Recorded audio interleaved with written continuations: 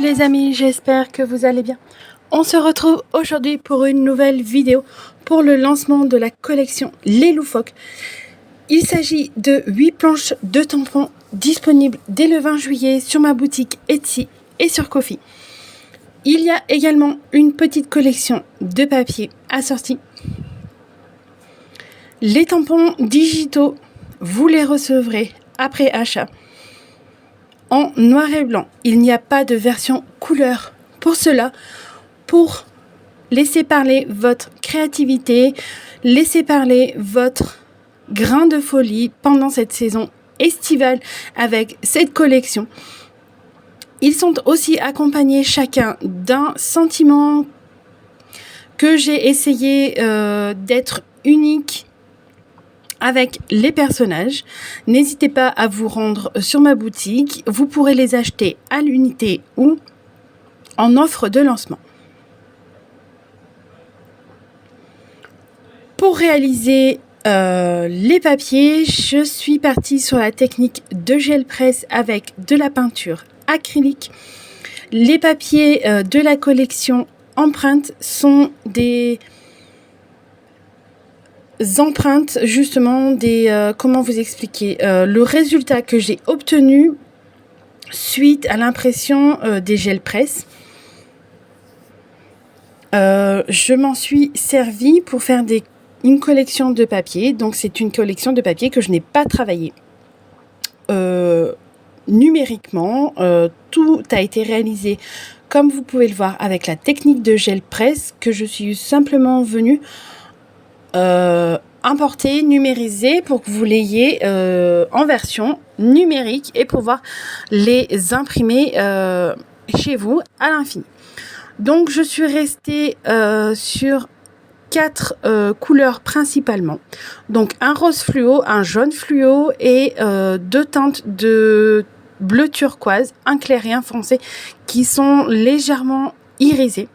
J'aime beaucoup le résultat que j'ai obtenu parce que malgré le fait que je suis restée dans 4 couleurs, j'ai obtenu des résultats totalement différents. De plus, vu que j'ai perdu un peu la main, j'ai eu un peu du mal parfois à juger la quantité de peinture et ce qui m'a incité fortement à recommencer à chaque fois d'utiliser un autre papier alors que à la base je voulais faire 2 voire 3 papiers, pas plus, parce que je voulais réaliser des polas avec cette collection et les mettre dans une boîte.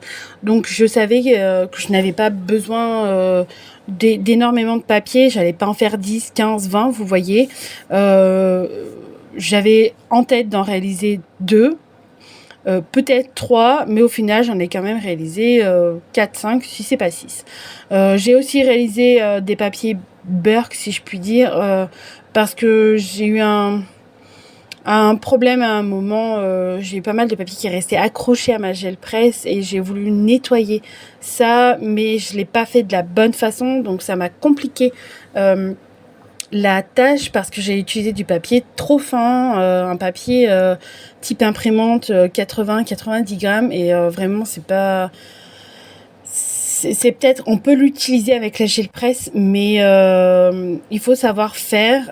Et là, j'ai pas su doser. J'ai peut-être laissé le papier trop longtemps absorber. Enfin bref, ça n'a pas du tout marché.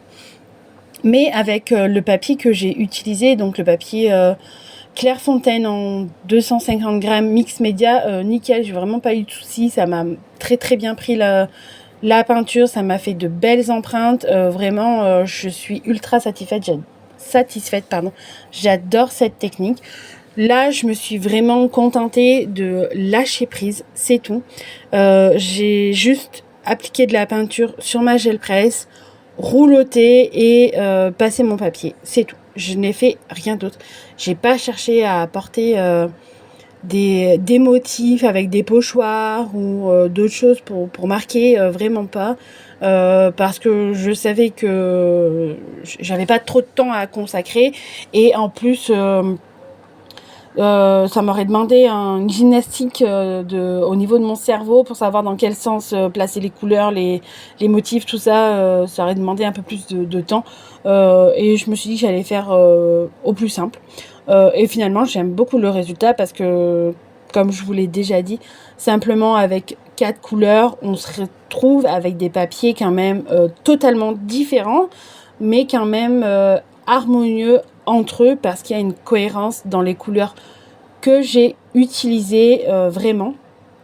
Donc j'adore le résultat obtenu et peut-être que je referai ça plusieurs fois.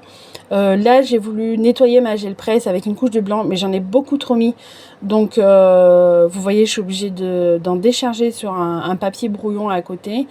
Et de plus, cette peinture blanche que j'ai là, grand format, c'est une peinture acrylique, mais elle est un peu plus liquide que celle que j'ai en petit flacon. Donc du coup c'est un peu plus compliqué à jauger aussi la quantité. Donc ça m'a posé quand même pas mal de soucis. Vous voyez, les papiers type imprimante, faut pas les laisser trop longtemps parce que sinon ils finissent par coller. Mais après plusieurs passages de rouleau, de peinture, tout ça, et ça finit par s'enlever. Donc là, on passe à la colorisation du personnage Bulle de la collection Les Loufoques. J'ai voulu vraiment créer une petite collection un peu décalé complètement de ce que je vous ai proposé jusqu'à maintenant. Je trouvais qu'il manquait un grain de folie dans tout ce que je vous proposais, sachant que ça fait plusieurs mois que j'ai réfléchi sans avoir abouti à quelque chose qui me plaisait. Et finalement, celle-là, je l'ai fait presque d'une traite en très peu de jours. Je voulais vous faire un studio vlog parce que vraiment je me suis dit que ça aurait été intéressant de vous montrer l'évolution de cette collection, sachant que je l'ai vraiment fait en très peu de temps, mais ça m'a traversé l'esprit une fois que je l'avais terminé, donc c'était beaucoup trop tard. Là, tous mes tampons digitaux, je les ai imprimés sur du papier Clairefontaine en 160 grammes. Je les ai imprimés avec mon imprimante Epson EcoTank classique. J'ai découpé tout ça avec ma Silhouette Portrait 4. Les fichiers que vous achetez sont compatibles avec le logiciel Silhouette Studio. Avec les autres machines type Cricut, je ne sais pas, j'ai pas vérifié. Il faudrait que je me renseigne, mais je sais qu'avec le logiciel Silhouette, tout est compatible. Vous pouvez les utiliser. Sachez même que prochainement, je ferai une vidéo pour vous montrer, vous expliquer comment dimensionner, redimensionner vos tampons digitaux selon le format que vous voulez faire. En l'occurrence, sur le tuto, ça sera des polas parce que je me suis servi justement de ces tampons digitaux et de ce moment précis pour vous expliquer. Après, ça s'adapte à n'importe quel format. Une fois qu'on a compris, vous verrez, c'est ultra simple et pas du tout compliqué. La mise en couleur, je fonctionne toujours de la même façon. Je vais de la couleur la plus foncée à la couleur la plus claire. Et pour cette collection-là, j'ai sélectionné quelques feutres avant et j'ai essayé de tous les utiliser pour tous mes tampons, donc les 8 tampons. Comme ça crée une autre harmonie au sein de cette collection-là. Je suis pas trop disparate dans les couleurs, ça reste quand même assez homogène et j'aime bien le rendu que j'ai obtenu, et je trouve que selon la couleur qu'on leur donne aussi à ces petits personnages, c'est ça qui est rigolo, et ben du coup ils n'auront pas du tout la même expression ou la même apparence. Vous verrez que sur la fin de la vidéo, restez bien jusqu'à la fin de la vidéo parce que je vous montre vraiment tous les polas que j'ai créés, donc les 8. Chaque personnage a un nom. Et Paf, notamment, celui qui tient la glace, celui qui dit ne touche pas à ma glace. Je l'ai colorisé. Sur le coup, ça m'a pas traversé l'esprit du tout. Je me suis dit, j'aime bien ce combo couleur, je vais l'utiliser. Mais maintenant que je l'ai sous les yeux et que je le regarde, je me dis, il est quand même rouge de colère. Genre, il dit, ne touche pas à ma glace, mais sur un ton vraiment, c'est la mienne. Tu la touches pas. Alors que je pense que s'il aurait été d'une autre couleur, il aurait peut-être pu le dire sur un ton plus ironique, plus drôle. Ça me fait rire parce que selon la couleur qu'on donne à nos petits personnages, l'interprétation est totalement différente.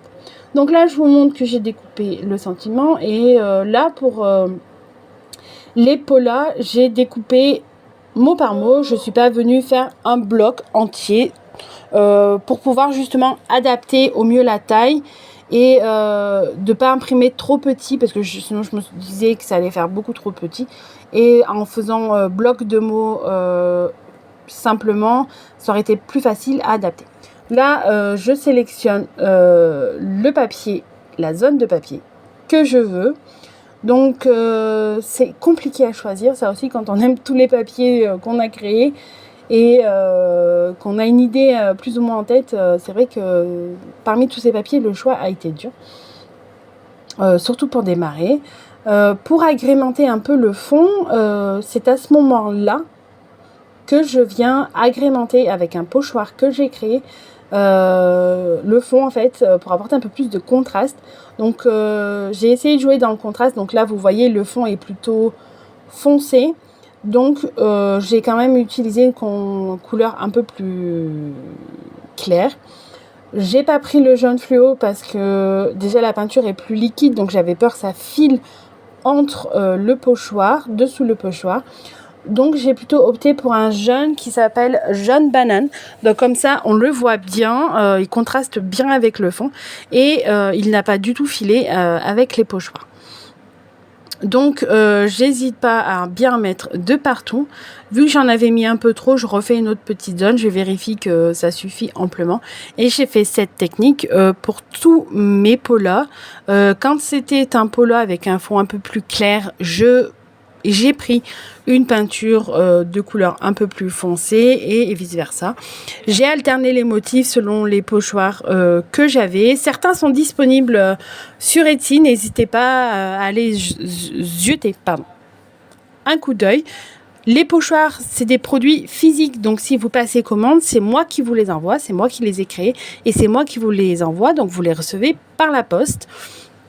Il y en a quelques-uns de disponibles, pas tous. C'est vrai que c'est un produit assez compliqué à réaliser, donc je n'en ai pas. Il y a pas tout.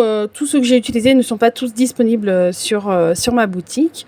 Mais quelques-uns sont disponibles et n'hésitez pas à aller faire un tour parce que c'est encore les soldes et il y a encore des choses encore à plus petit prix sur ma boutique et ça ne va pas durer très longtemps. Parce que c'est que jusqu'au 22 juillet si vous voulez craquer sur un produit ou plusieurs. Donc là, je viens coller et assembler tout mon pola. Donc j'ai utilisé de la colle liquide pour que ce soit beaucoup plus simple, pour ne pas me louper dans le collage. Pour que si je vienne à ne pas coller droit, je puisse réajuster mon collage. Parce qu'avec du double face, ça pardonne pas. J'ai découpé mon pola dans du papier pareil, Pantone en 250 grammes mix média. Je suis restée dans le même papier parce que je ne voulais pas, au cas où qu'il y ait une trace, un peu de blanc encore sur mon papier de fond, je ne voulais pas que le blanc ne soit pas le même. Parce que selon le papier qu'on utilise, en général, le blanc, des fois, c'est pas le même. Donc là, j'ai tout collé à la colle liquide. Justement pour pouvoir bouger les éléments si j'avais besoin, car elle a quand même un temps de séchage et je trouve que c'est mieux. Donc pour les petits éléments, je viens de m'aider de ma pince. J'hésite pas à enlever le surplus de colle pour éviter que ça fasse des taches. Et on arrive bientôt sur la fin de la vidéo. Je vais vous montrer de plus près le résultat que j'ai obtenu à la gel presse. Je tiens à vous demander pardon pour tous les petits bugs qu'il y a eu au niveau du visionnage, notamment au niveau du focus. J'utilise un nouveau appareil pour filmer et il faut que je prenne la main. Voilà, tout simplement. Mais j'espère que cette petite collection t'aura plu. N'hésite pas à liker, commenter et à partager et rends-toi sur Etsy ou Ko-fi pour craquer. Allez, bye bye!